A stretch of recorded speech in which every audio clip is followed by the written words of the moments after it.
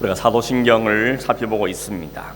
사도신경은 우리가 믿는 우리가 믿는 게 무엇인가 하는 그런 믿음의 내용을 담고 있는 진짜 소중한 고백입니다. 주일마다 이 고백을 할 때 여러분, 이 고백에 담겨있는 내용을 분명하게 확인하고 또 진심으로 드리는 고백이 되어줄 수 있기를 간절히 바랍니다. 혹시라도 이 고백을 할 때 확신이 없어서 이게 진정한 나의 고백이다 하는 확신이 없는 분들은 이 확신이 내게 있기를 간절히 사모하는 마음으로 기도하는 은혜 있길 바라고, 또 우리가 주변에 그런 분이 있으면 유해해서 기도해 주는 것이 꼭 필요하다고 생각합니다. 특별히 우리 자녀들입니다. 우리 자녀들이 어려서부터 이 믿음의 고백을 온전히 할 수 있도록 우리가 돌보고 또 살피는 것은 굉장히 중요한 것이라고 볼 수가 있겠습니다. 요즘 신방을 제가 하고 있는데 이 소리를 조금만 낮추시겠습니까? 네. 신방을 하고 있는데 이 가정들마다 기도 제목들이 많이 있는 걸 확인도 하고 또 감사하기도 하고 그렇습니다. 근데 가장 안타까운 기도 제목은 뭔가 하면 이 자녀들 문제죠. 우리 자녀들이 믿음에 온전히 서 있으면 참 좋겠는데 믿음에 바르게 서지 못한 자녀들도 있고, 심지어는 교회를 떠난 자녀도 있고, 이것이 부모님들의 큰 관심가 되는 걸 보면서 참 마음이 안타까웠습니다. 저는 그냥 제가 안타까운 것보다 당사자인 부모님 마음 얼마나 더 안타깝겠습니까?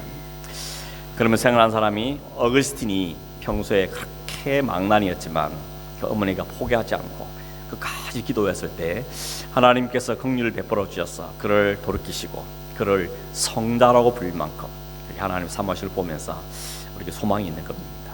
여러분, 자녀에 대해서 포기하면 안 되고 하나님 간절함을 기도하고, 물론 내 힘으로 되는 건 아니지만 하나님께서 은혜를 베풀어 주셔서 이 신앙의 고백을 제대로 할 수 있는 우리 자녀 될 수 있도록 위해서 마음을 가지고 기도하는 여러분 되기를 바라고, 그래서 우리의 기도에 응답하셔서 우리의 자녀들이 혹은 남편과 아내가 또 친척들이 이 고백을 하게 됐습니다 하는 이런 간증들이 우리 가운데 있었으면 참 좋겠습니다. 그런 의미에서 우리가 이 신앙의 고백의 내용 문제를 좀 더 살펴보기를 원합니다. 첫 번째 고백은 뭐였는가 하면 전능하사 천지를 만드신 우리의 아버지 하나님, 그 하나님을 내가 믿습니다. 이게 첫 번째 고백이었고, 두 번째는 우리 주 예수 그리스도를 믿습니다 하는 게 두 번째 고백의 내용입니다. 오늘도 살펴볼 내용들은 그 고백에 딸려있는 예수 그리스도에 대한 고백에 대한 내용들을 좀 더 상세하게 살펴보겠습니다. 지난주에는 그 외아들 우리 주 예수 그리스도에 대해서 살펴봤죠. 이것은 우리가 믿는 바 예수가 누구신가 하는 것을 이야기해 주는 거죠. 그분은 하나님의 독생하신 외아들이시고 우리의 구주가 되시며 그리스도가 되시는 메시아이신 분입니다. 내가 그분을 내 믿음의 대상으로 고백합니다. 이런 내용이 있죠. 오늘부터 살펴볼 내용들은 그 그리스도께서 구원자로서 하신 일이 무엇인가, 우리가 믿는 그리스도께서 우리를 위해서 하신 일이 뭔가 하는 그런 주님의 하신 일에 대한 내용들이 기록되어 있습니다. 모두 5가지입니다. 첫째는 성령으로 잉태하사 동정녀 마리아에게 나셨다 하는 것이죠. 두 번째는 본율로 빌라도에게 고난을 받으시고 십자가에 못 박혀 죽으셨다는 것. 세 번째는 장사한 지 사흘 만에 다시 살아나셨다는 것. 그리고 네 번째는 하늘에 오르셔서 전능하신 하나님 우편에 앉아 계십니다. 마지막 다섯째는 장차 이 세상을 심판하시고 구원하실 주님께서 다시 오실 것이다 하는 5가지 내용이죠. 탄생, 그리고 고난, 그 다음에 죽으심, 부활, 하늘에 계심, 성천, 다시 오실 재림.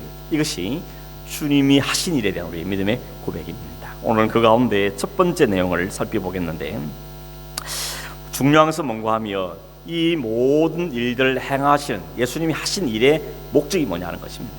왜 이 일을 하셨냐는 것이죠. 그 뭡니까? 답은 우리의 구원을 위해서입니다.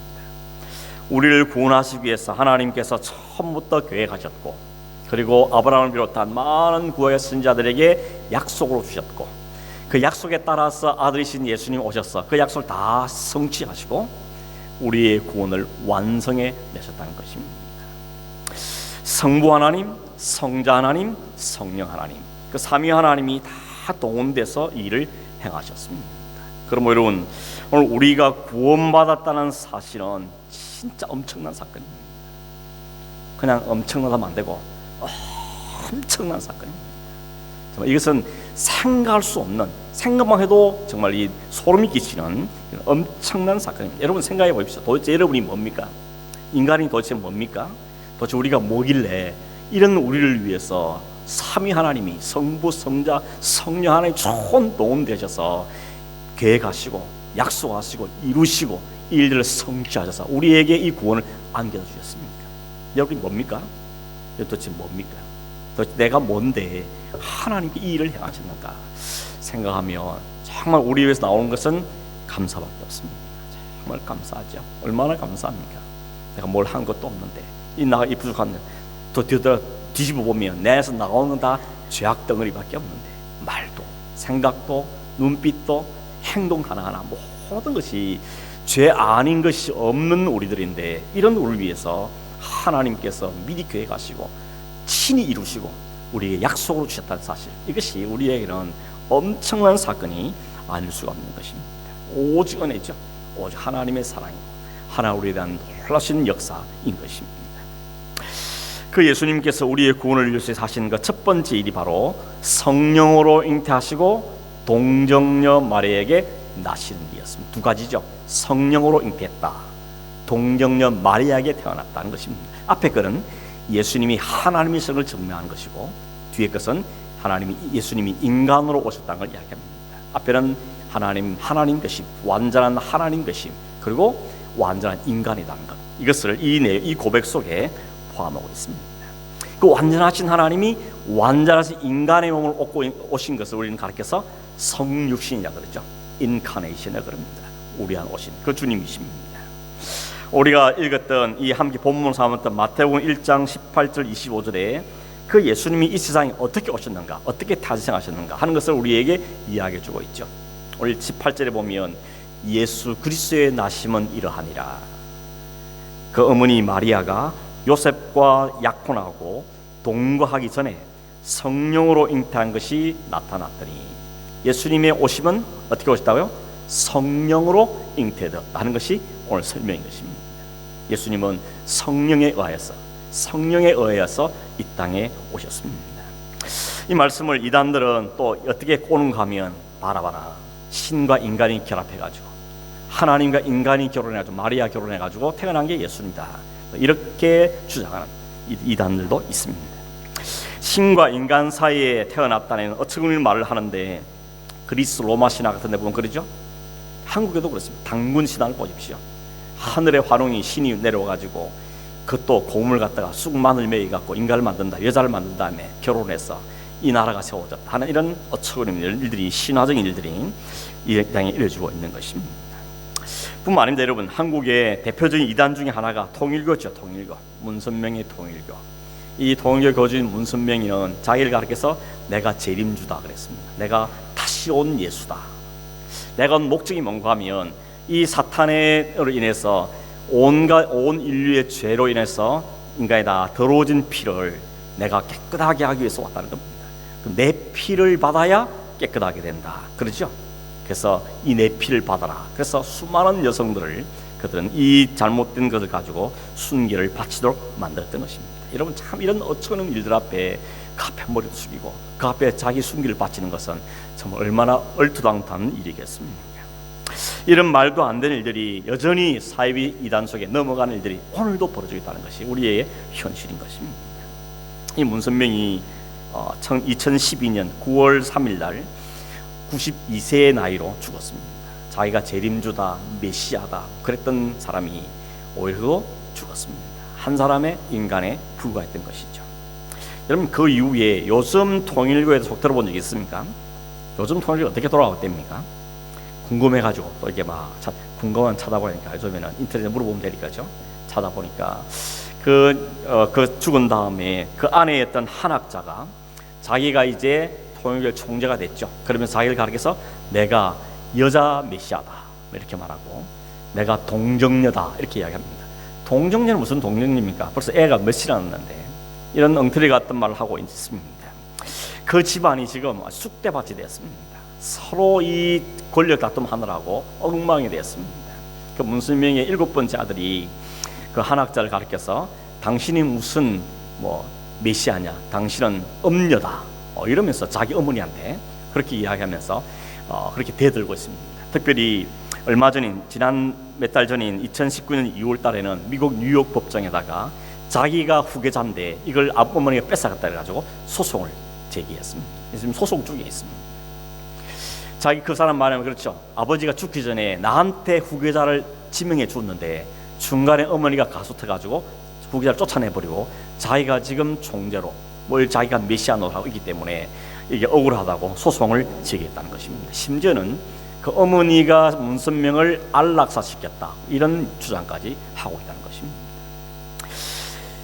이 사람은 그런데다가 그 한학자를 문선명의 아내를 좀 끄집어내기 위해서 얼마 전에는 강시성을 가진 여인과 영혼 결혼식을 만들었습니다. 죽은 아버지와 그 여인과 영혼 결혼식을 한 다음에 이제 더 이상 한학자는 우리 아버지 아내도 아니다 이러면서 고소하고 이런 진흙탕이 되어 있습니다. 제가 보면서 참 문씨 집안 망신을 같이 한다 이런 생각이 들었습니다. 하필은 문씨였냐 이런 생각이 들었죠. 문선명뿐만 아니죠. 여전히 JMS라든지 이런 사람들이 여전히 자기를 재림주로 그 수많은 엘리트들이 그 앞에 머리를 숙이고 수많은 여성들을 유혹하는 이런 일들이 여전히 벌어지고 있는 것입니다.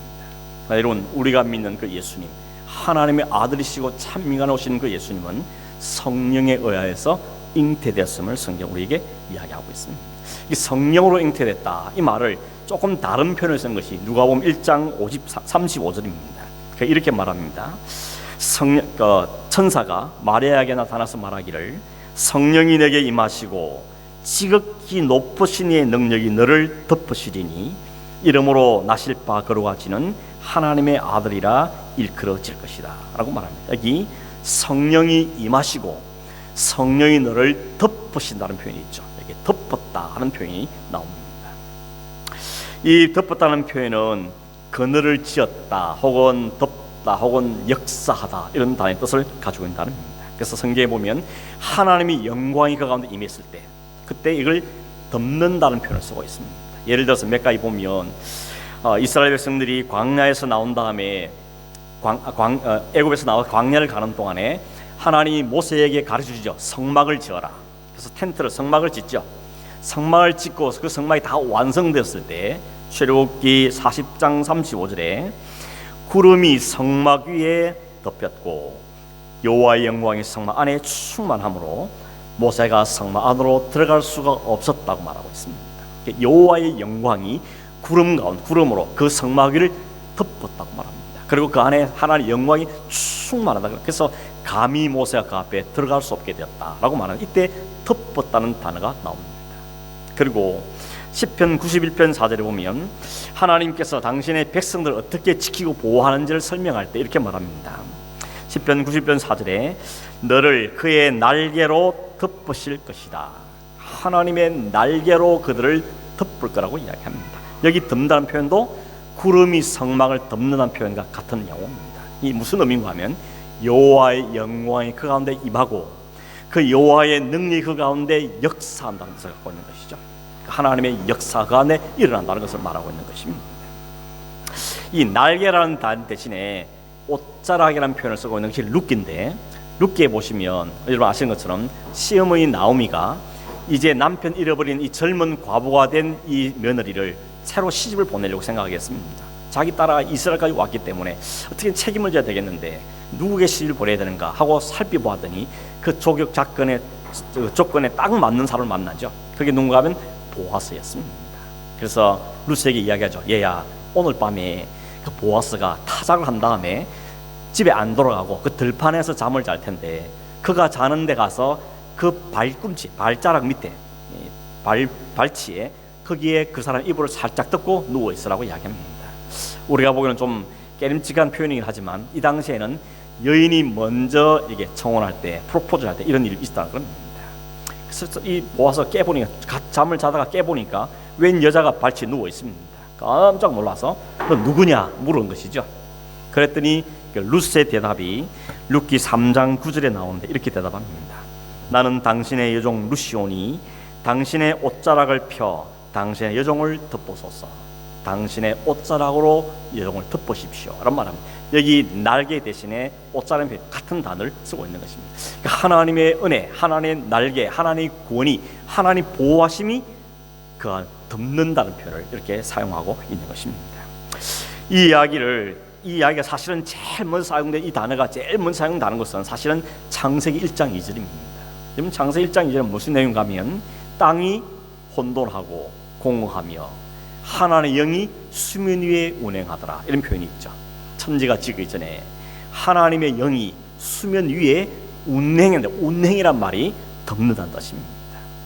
이 원래 뜻은 뭔가 하면 암탉이 계란을 품는 것입니다. 암탉이 계란을 품으면 어떻게 됩니까? 일정 기한이 지나면 거기에서 뺑아리가 태어나는 것이죠. 그러니까 하나님의 영이 이 수면을 덮고 있다가 하나님의 말씀이 임하고 성령이 역사하심으로 이 땅의 모든 것들이 창조됐다는 것이죠. 잉태되었다는 것입니다. 그 표현을 쓸 때 이 덮는다는 표현을 쓰고 있는 것입니다.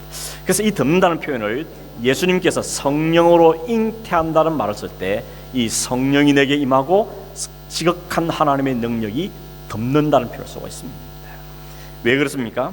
하나님의 은혜가, 하나님의 영광이 그를 덮으시고, 그리고 그 하나님 안에 역사를 인하여서 거기에 새 생명이 잉태되는 것을 이야기하는 것이죠. 그래서 예수님의 탄생을 그렇게 묘사하고 있는 것입니다. 다시 말하면 지극히 높으신 하나님의 성령이 마리아를 덮음에, 마리아 안에 역사함에 그 안에 생명이 잉태되는 것, 그게 바로 예수님이 성령에 의해서 태어났다 하는 표현의 의미라는 것입니다. 근데 놀라운 것은 여러분, 이 하나님의 성령의 임하심으로 잉태된 이 사건은 오늘 교회의 탄생도 그렇습니다. 교회가 어떻게 탄생했습니까? 사도행전에 보면 오순절날 그 120명이 모여서 간절히 기도하고 있을 때 성령이 그들 위에 임하시죠. 그들을 덮으시고 그 안에 역사할 때 그게 믿음의 역사가 나고 새로운 교회가 탄생돼, 신약의 교회가 탄생되게 되는 것입니다. 오늘 우리도 마찬가지입니다. 우리가 그 교회인 한 사람 한 사람이지 않습니까? 우리가 어떻게 태어났습니까? 성령이 우리를 덮으시고 우리 안에 역사하심으로 우리가 그분을 우리 주님으로 고백하게 되고 우리는 새로운 피조물로, 하나님의 새롭게 창조된 피조물로 새롭게 태어나게 되는 것입니다. 이것이 다 연결되는 것이죠. 그러므로 하나님의 거룩하신 영이 예수 그리스도를 잉태하게 하는 것처럼 교회를 태어나게 만들고 오늘 우리를 태어나게 하신 것이 같이 연결되는 말씀이라고 볼 수가 있는 것입니다. 왜 예수님이 동정녀에게 탄생해야 됩니까? 이때 여러분 마리아 나이가 몇 살쯤 될 것 같습니까? 이 당시에는 유대인 사회는 13살이 되면 성인식을 합니다. 13살 이전까지, 성인식 하기 전까지는 부를 때 소녀라 부르고, 성인식 할 때 그때의 여자를 부르선 처녀라 부릅니다. 그리고 나중에 그 이후에는 여인이라고 부릅니다. 그러니까 13살쯤 되었을까로 학자들은 보고 있습니다. 그리고 요셉의 나이는 한 20살이 좀 안 됐을 거다, 이렇게 학자들은 봅니다. 대부분 이 당시 여인들은 12살, 13살 정도 되면 약혼을 시키고 1년, 2년 후에 결혼식을 시킵니다. 약혼을 하고 나서는 1, 2년 동안 순기를 잘 지켜야 되는 것이죠. 그런 다음에 정식 결혼을 하게 되는 것입니다. 마리아는 당시 요셉이로 하는 아주 괜찮은 청년과 약혼을 했습니다. 그리고 이제 결혼을 기다리고 있는 상태입니다. 그래서 처녀라고 부르는 것입니다. 근데 갑자기 아직 그 요셉 얼굴도 제대로 못 보고 손도 좀 못 잡았는데, 아이가 생긴 것입니다. 얼마나 당황스러웠겠습니까? 어떻게 이런 일이 생겼는가 당황스러웠는데, 그 소식을 알게 된 요셉은 얼마나 화가 났겠습니까? 얼마나 놀라고 화가 났겠습니까? 그래서 우리 같으면 당장 파혼감이죠. 죽일 수도 있습니다, 법에 의해서. 근데 오늘 19절에 보면 요셉은 의로운 사람이라 그 일을 드러내지 않고 가만히 끊고자 했다 그럽니다. 상당히 요셉은 젠틀한 사람이고 생각이 깊은 사람이고 또 상대를 굉장히 배려할 줄 아는 그런 괜찮은 청년이었던 것 같습니다. 그래서 그가 속으로 생각하죠. 이를 떠벌려서 시끄럽게 만들지 말고 저 여인도 불쌍하니까 가만히 정리해야 되겠다라고 마음에 생각을 하고 있는데, 그때 천사가 꿈에 그에게 나타났죠. 이렇게 말합니다. 다윗 자손 요셉아, 네 아내 마리아 데려오기를 무수하지 마라. 그가 잉태한 것은 성령으로 된 것이다 라고 말씀해 주셨습니다. 그리고 아들을 낳으면 이름을 예수라고 지어라. 예수의 뜻은 구원자죠. 요셉이 그 일을 경험한 다음에 22절의 말씀 보면 성경 이렇게 말합니다. 이 모든 일은 갑자기 혹은 우연히 우발적이라는 사건이 아니고 이미 선지자가 하신 말씀을 이루기 위해서다, 이렇게 말하고 있습니다. 이 선지자가 누구를 가리키는가 하면 이사야 선지자를 가리킵니다. 그래서 여기 23절의 말씀은 이사야 7장 14절을 인용한 겁니다. 이사야 7장 14절에 비슷한 말씀인데 이렇게 되어 있습니다. 그러므로 주께서 친히 징조를 너에게 주실 것이라. 보라, 처녀가 잉태하여 아들을 낳을 것이요 그 이름을 임마누엘이라 하리라. 앞에 한번 붙어있죠. 주께서 징조를 보이실 건데 그 징조의 내용이 뭔가 하면 처녀가 잉태하여 아들을 낳게 될 거라는 이야기입니다. 이 이야기는 이 사건보다 한 700년 정도 전 있었던 이야기입니다. 그때 무슨 일이 있는지 조금 설명을 드리면, 이 당시에는 이스라엘이 남유대와 북이스라엘로 나누어졌을 때인데 남유다의 12번째 왕이 아하스입니다. 아하스 왕 때에 북쪽에 있는 이스라엘과 아람 나라가 연합을 해서 유다 나라를 공격해 왔습니다. 유다로서는 힘에 부치니까 두려움과 공포에 떨었습니다. 왕도 마찬가지고 온 백성이 이러다 그래 죽겠구나 하고 두려움에 떨고 있었습니다. 근데 하나님이 이사야 선지자를 보내십니다. 그러면서 두려워하지 마라, 놀라지 말고 걱정하지 마라, 내가 너희와 함께하고 보호할 거다, 너희들 이 승리를 승리하게 될 거다 라고 말씀하십니다. 그러면서 잘 안 믿거들랑 징조를 구해봐라, 내가 징조를 주겠다 라고 말씀하셨습니다. 그런데 아하스가 아니, 징조 필요 없습니다. 어떻게 보면 이 사람 믿음이 대단해가지고 하나님 징조 안 주셔도 말씀만 주셔도 확실합니다, 이렇게 보이지만 그건 아니고, 어떤 생각이었는가 하면 지금 상황, 어떤 상황을 봐도 도망갈 길도 없고 살아날 길도 없고 우리가 이긴다는 건 도저히 상상도 할 수 없는 일인데 무슨 이야기냐, 이런 뜻으로 이야기한 겁니다. 그때 하나님께서 말씀하시죠. 네가 징조를 구하지 않았지만 내가 친히 징조를 내게 주리니 보라, 처녀가 잉태하여 아들을 낳으리니 이름을 임마누엘이라라. 임마누엘이 무슨 뜻이죠? 너희와 함께한다는 거죠. 내가 너희와 함께한다 하는 징조로 처녀가 아들을 낳게 한다는 것을 말씀하신 겁니다. 이걸 보고 또 자유주의 신학자들은 여기 사용되는 그 처녀라는 단어가 알마라는 단어인데, 이 알마는 남자를 모르는 여자라는 뜻도 있지만 또 하나의 뜻은 젊은 여자를 부를 때도 알마로 부른다. 그러니 굳이 동정녀로 우기지 마라, 그 처녀는 그냥 젊은 여자로 말할 수 있다라고 이 동정녀 탄생을 부정하는 사람도 있습니다. 그러나 가만 생각해 보면, 한 번만 더 생각해 보면 처녀가 아니고 젊은 여자가 아기를 낳겠다 한 것은 징조가 될 수 없는 거죠. 무슨 젊은 여자가 애 낳았다는 게 무슨 징조입니까? 처녀가 애를 낳았으니까 징조가 되는 것이지, 그냥 젊은 여자가 애 낳은 것 갖고는 징조로 말할 수가 없는 것입니다. 그러면 여러분, 이 말한 이 처녀라는 것은 진짜 동정녀를, 처녀를 말하는 게 확실합니다. 근데 한 가지 이상한 건 뭔가 하면 징조를 주시려고랑 봐라, 내 말 못 믿겠어? 그럼 이 문 나갈 때 벼락이 칠 거야, 그럼 믿어, 이러면 우리가 정리법처럼 믿겠죠. 그런데 700년 후에 처녀가 아들을 낳을 거니까 이게 너 하나님과 함께하는 징조다, 이렇게 말씀하셨다는 것이죠. 이게 징조로 받기가 쉽지 않겠죠. 이사야 사사기 6장에 보면 하나님께서 기드온을 찾아오십니다. 그리고 기드온이 말하죠. 내가 너를 내 민족을 괴롭히는 미디안으로부터 구원하는데 너를 쓰겠다 그럽니다. 그랬더니 기드온이 뭐라는 거 하면, 하나님, 나같이 부족한 것이 내가 뭘 할 수 있다고 내가 쓰임을 받습니까? 나는 안 됩니다. 그렇게 이야기합니다. 그때 하나님이 그러지 마라, 내가 네게 확신을 주기 위해서 징조를 보여주겠다라고 말씀합니다. 그래서 첫 번째 징조가 뭐 있는가 하면 하나님께 드릴 제물을 쌓아놓으라는 겁니다. 그러면 제물 쌓고는 어떻게 됩니까? 장작을 놓고 제물을 놓은 다음에 불을 붙여서 태워야 되는데 반석에서 불이 나와서 그 제물을 태웠습니다. 기도원이 깜짝 놀랐던 것이죠. 여기서 만족하면서 올 텐데 인간이 그렇지 못하죠. 그래서 묻습니다. 하나님, 한 번만 테스트 하겠습니다. 오늘 밤에 잠을 잘 때 이슬이 싹 내리는데 여기 양털 한 뭉치를 마당에 놓고 여기만 이슬이 딱 내리고 다른 마당에는 이슬이 없으면 내가 하나님의 징조를 믿겠습니다. 하나님이 그대로 주셨습니다. 그래서 하나님 감사합니다 이래야 되는데 하나님 한 번만 더 할게요. 그러면서 다음 날은 반대로 해주십시오 그랬죠. 온 이슬이 마당에는 쫙 깔려 있는데 양털만 뽀송뽀송하게 해주십시오. 그럼 내가 믿겠습니다. 하나님이 그대로 주셨습니다. 그 징조를 보고 나서 기드온이 하나님 나와 함께하는 게 맞겠구나 생각하고는 전쟁을 나가서 미디안과 싸우게 되는 것입니다. 이 징조는 이런 것이죠. 그런데 이 이사야가 던져준 그 징조는 700년 후에 처녀가 아들을 낳을 거니까 이게 너의 징조다 이렇게 말하니까 이 아하스 왕이 받아들이기 쉽겠습니까? 그렇게 너무 상식에 불구하고 하나님 왜 이렇게 하셨을까요?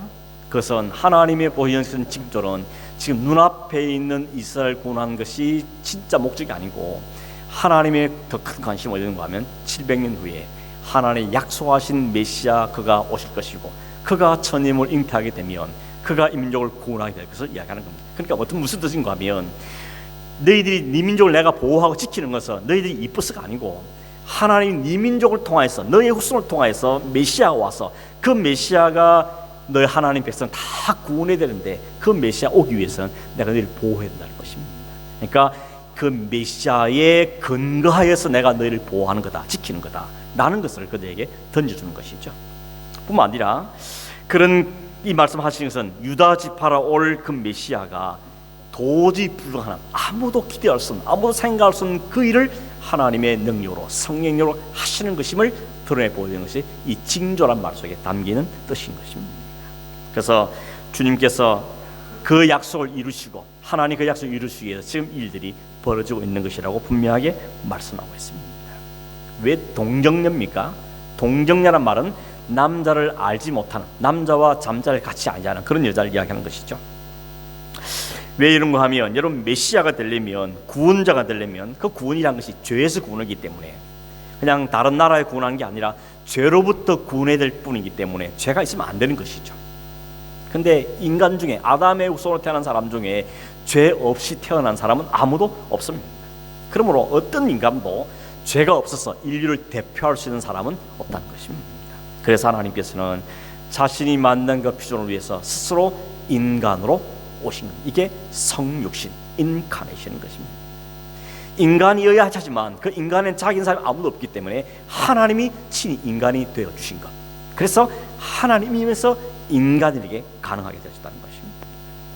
완전한 하나님이면서 동시에 완전한 인간이 그렇게 필요했던 것이죠. 여러분 구약에 제물을 바칠 때 그 제물의 첫 번째 조건이 뭔가 하면 흠이 없어야 됩니다.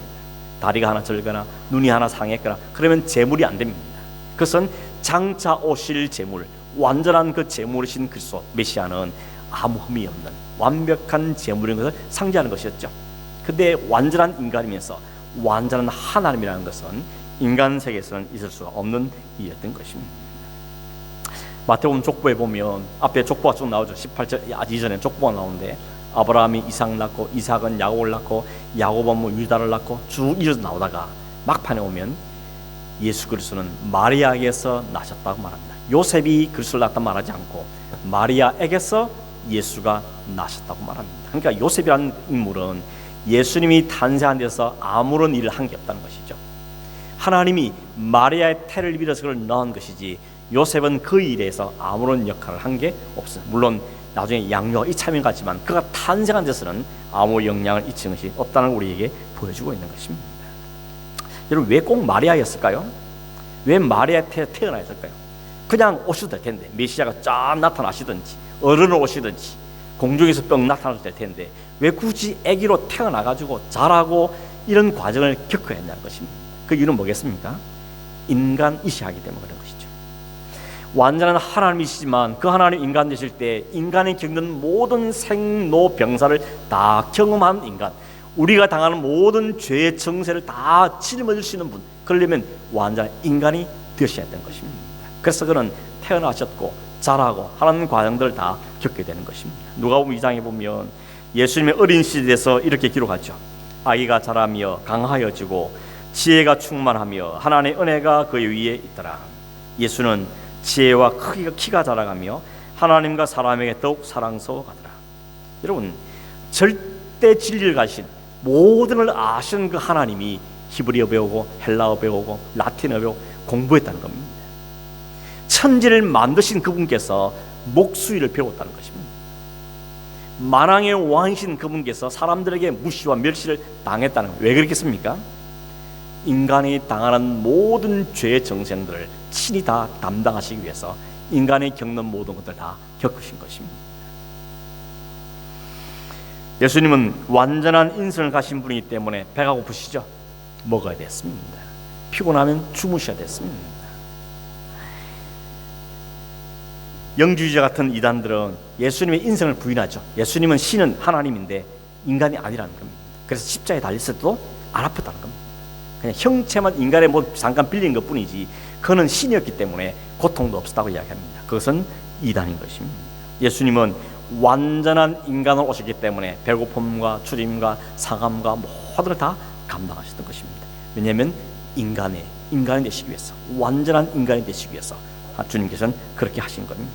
바울이 로마서 8장에 보면 그 예수님이 성육신 하신 것을 이렇게 설명합니다. 로마서 8장 3절인데 율법이 육신으로 말미암아 연약하여 할 수 없는 그것을 하나님은 하시나니 곧 죄로 말미암아 자기 아들을 죄 있는 육신의 모양으로 보내어 육신의 죄를 정하사, 죄 없으신 분에게 죄 있는 육신의 모양을 만드시고 그에게 모든 죄를 더하시다 겁니다. 모든 우리의 죄를 다 그분에게 옮기셨다는 것이죠.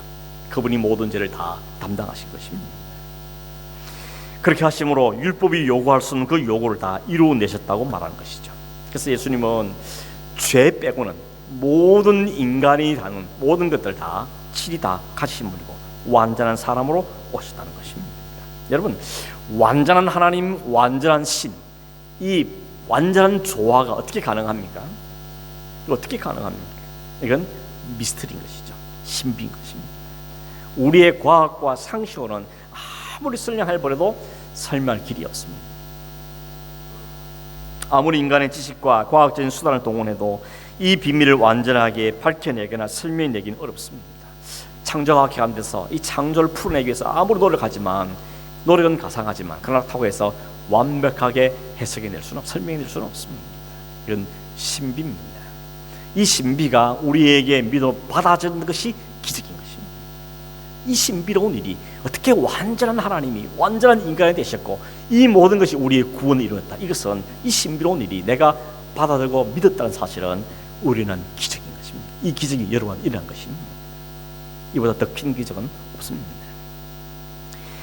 다시 정리하면 완전하신 하나님과 완전히 불가능한 죄인 사이에서 중보자가 되시며 하나님 되시고 참 인간이 되셔서 우리의 구원을 완성하신 그 그리스도께서 오심이 성령으로 잉태하시고 동정녀 마리아에게 오셨다는 것입니다. 여러분, 마리아에게 왔다는 것 때문에 마리아를 신성시하는 것은 맞는 것이 아닙니다.